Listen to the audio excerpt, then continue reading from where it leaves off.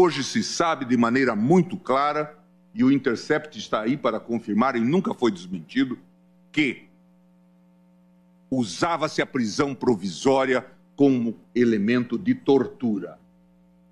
Custa-me dizer isto no plenário, mas era instrumento de tortura. E quem defende tortura não pode ter assento na Corte Constitucional. O uso da prisão provisória era com essa finalidade. E isto aparece hoje, ministro Fux, nessas declarações do Intercept. Feitas por gente como Dallagnol, feitas por gente como Moro. Portanto, é preciso que se saiba disto, que o Brasil viveu uma era de trevas no que diz respeito ao processo penal.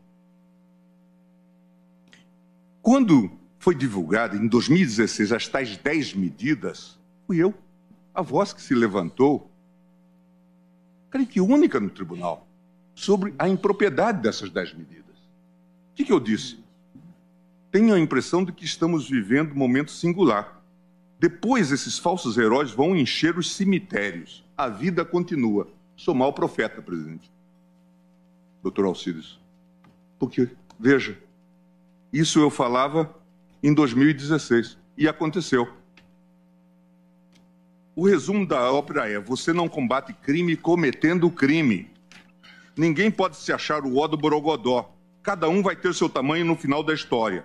Um pouco mais da modéstia. Calcem as sandálias da humildade. Mesmo sujeito às contingências do convencimento do colegiado nas ações julgadas pela segunda turma e pelo plenário, busquei advertir sobre os descomedimentos de um inovador e criativo modelo de justiça criminal negocial que se alastrava pelo país com os acordos de colaboração premiada. No emaranhado de acordos negociados pela Força Tarefa de Curitiba, podemos afirmar que vimos de tudo, de tudo. Ao apreciar a questão de ordem na PET 7074, em que esta Corte discutiu os poderes do relator para homologação dos acordos de colaboração premiada celebrados entre o Ministério Público e integrantes do grupo JF, meu voto trouxe sérias advertências sobre os abusos cometidos pelo parquê na celebração de tais acordos. Aqueles acordos em que atuava aquela dupla Fernanda Tortman e Miller.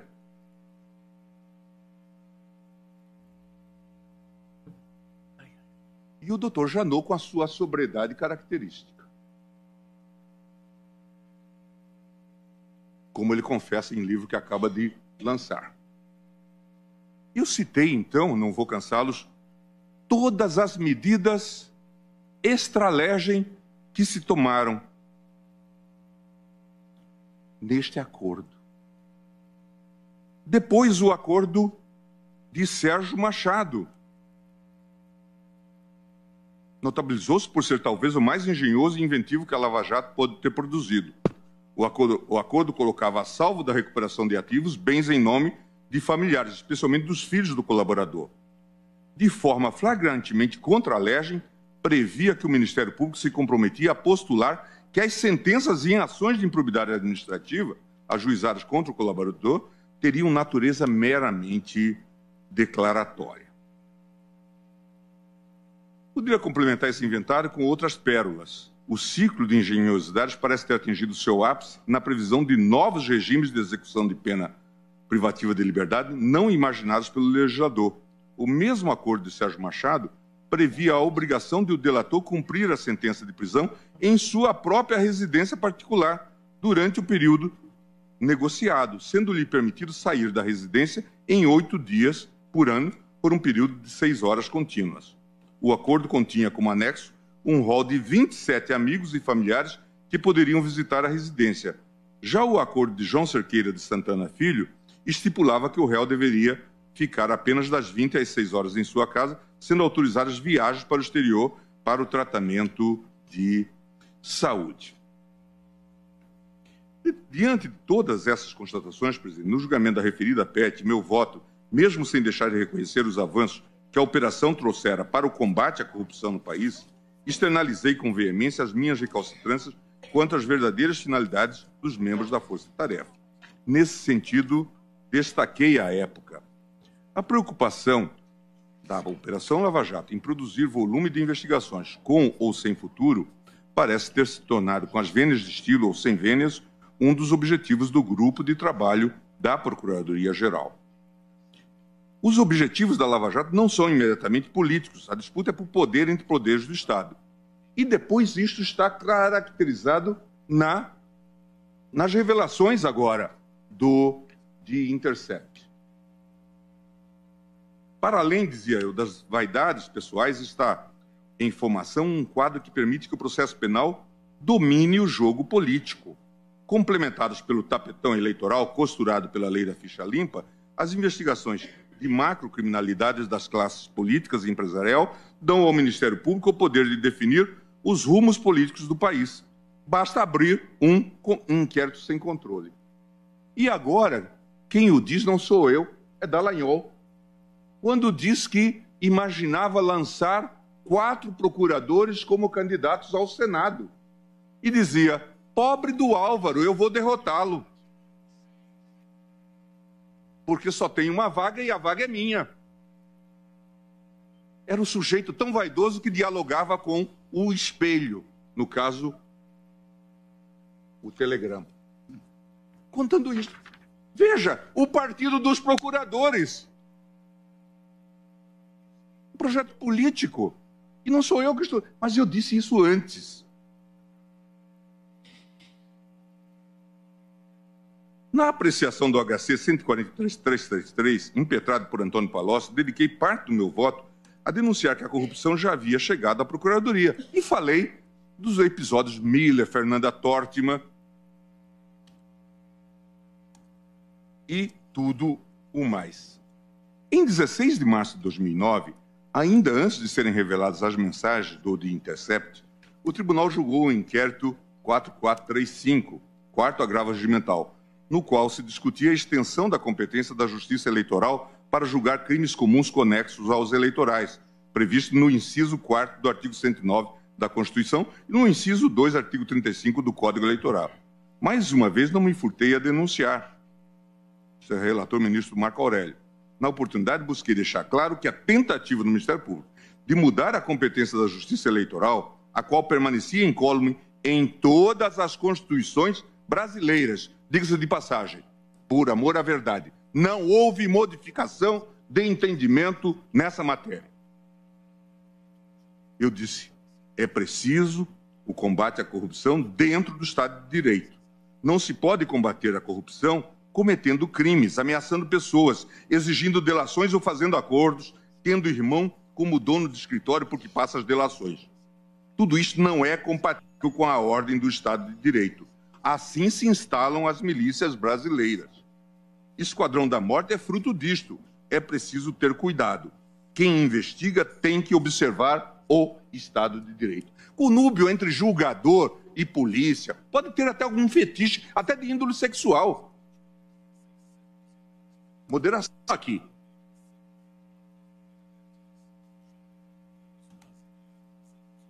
Moderação aqui.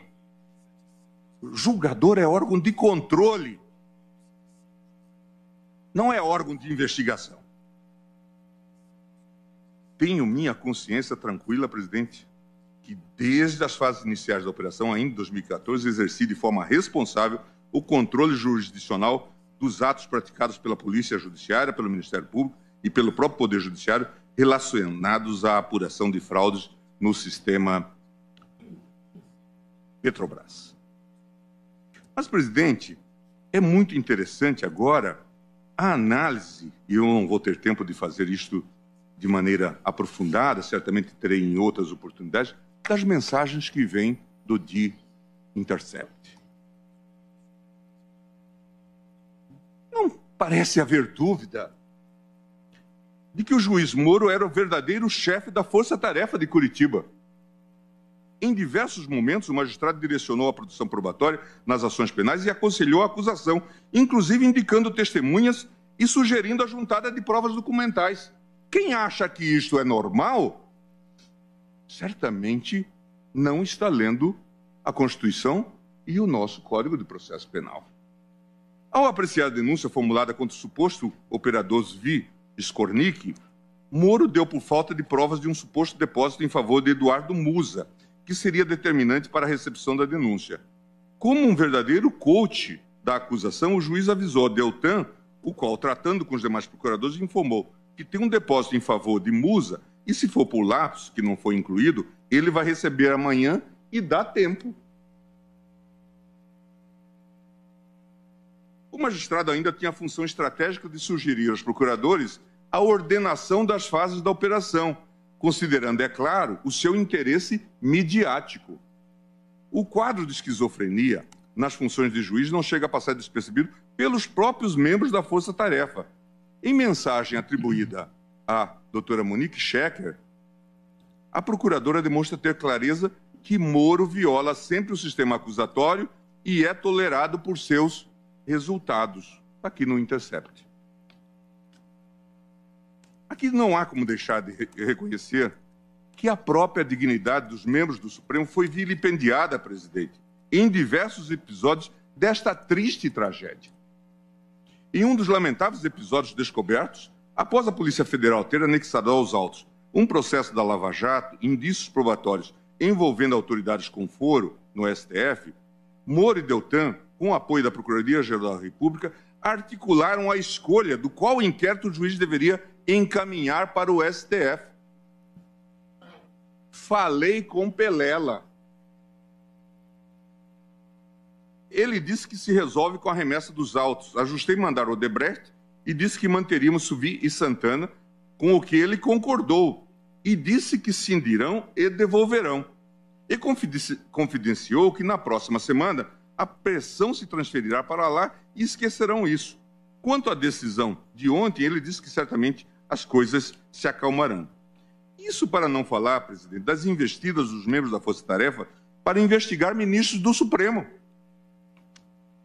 Em outro célebre diálogo, Dallagnol, sem o menor pudor, pede ao ex-chefe de gabinete da PGR, o Pelela, o endereço do presidente Dias Toffoli, a fim de trabalhar em dados de inteligência.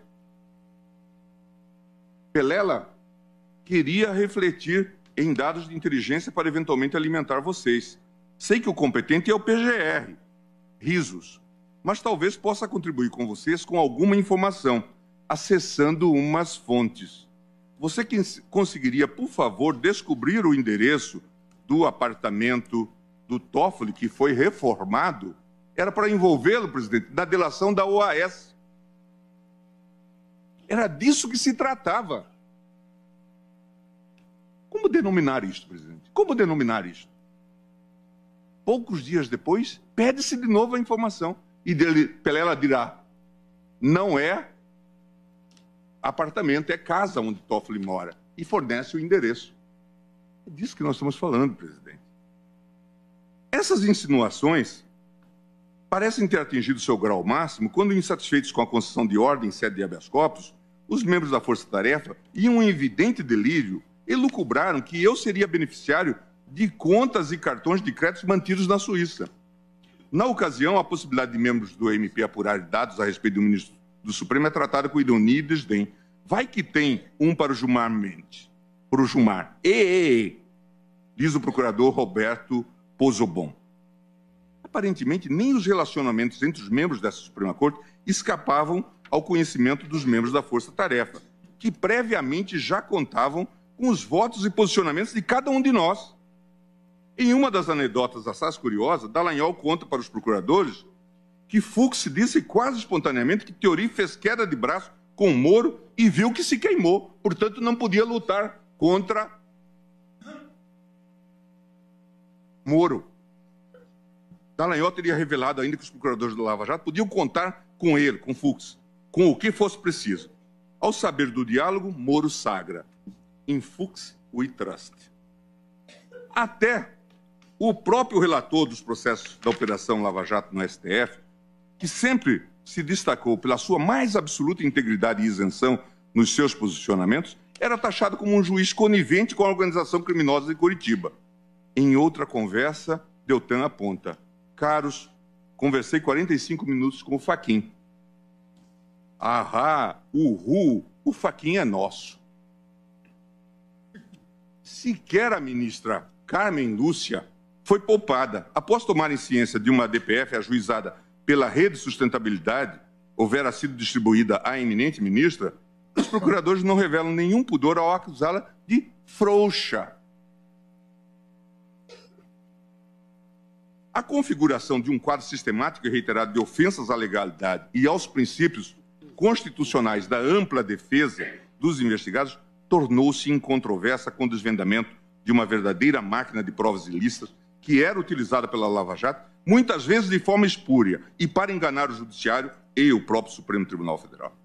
As informações reveladas dão conta de que a Força Tarefa utilizou sistematicamente contatos informais com autoridades na Suíça, em Mônaco, e contatos com a Receita.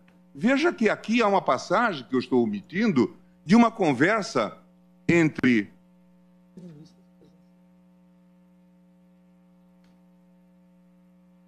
Dallagnol e Roberto Lionel, que depois veio para o COAF, em que ele pede se dava para dar uma olhada informal em dados da Receita relativos a familiares do presidente Lula. Investigação informal. E depois pergunta, será que essa vista de olhos passará ao largo do seu supervisor em Brasília? Portanto, investigação informal na Receita. Não é por acaso, presidente, que hoje os jornais estampam, e vem de novo do Rio de Janeiro essa notícia, de que um fiscal ligado à Lava Jato, supervisor da programação da Lava Jato, foi preso por estar vendendo informações para fiscais, para empresários que estavam sendo achacados. Marco Aurélio da Silva Canal, que estava fazendo investigação, inclusive em relação a mim, na Receita. Veja, certamente a mando desta gente. É ele, gangster no comando de investigação. É disso documentado.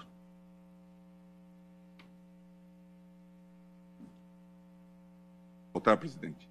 Que esses mecanismos obscuros de obtenção de prova foram utilizados em investigações contra réus que tentaram se socorrer com a impetração de habeas corpus no Supremo Tribunal Federal, muitos deles sem êxito.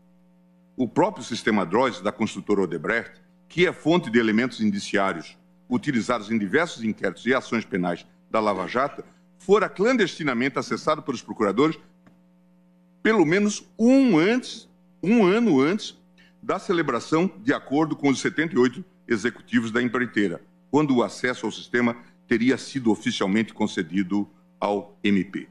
É esse o cenário dantesco de violação à legalidade que nos traz até aqui. Parece-me ter chegado o momento de fazermos uma avaliação crítica de postura desta Corte Constitucional. E eu realmente tenho muito orgulho de ter, desde o primeiro momento, apontado falhas nesse sistema. Elogiei e elogio e reconheço, de fato, a corrupção tinha atingido níveis preocupantes e é preciso que se combata. Mas eu sempre disse, combater crime sem cometer crimes. E antes nós não sabíamos ainda da investigação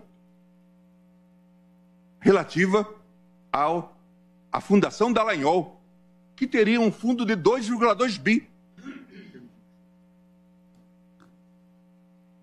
Nós não sabíamos. E 1,2 bi iria para o doutor Carvalhosa, para os clientes do doutor Carvalhosa.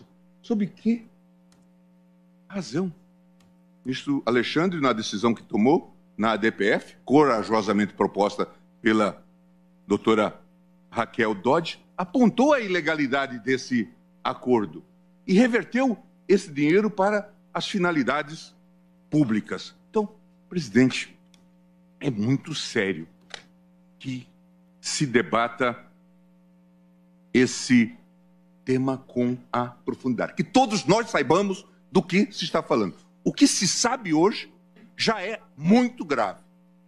E não se sabe tudo. Me dizia o cineasta Zé Padilha que só se divulgou 1% de tudo aquilo que se acumulou. Portanto, ainda há muitas novidades em torno dessa temática. Mas tudo o que há é chocante e, de fato, altamente comprometedor para aquilo que se chama uma investigação isenta.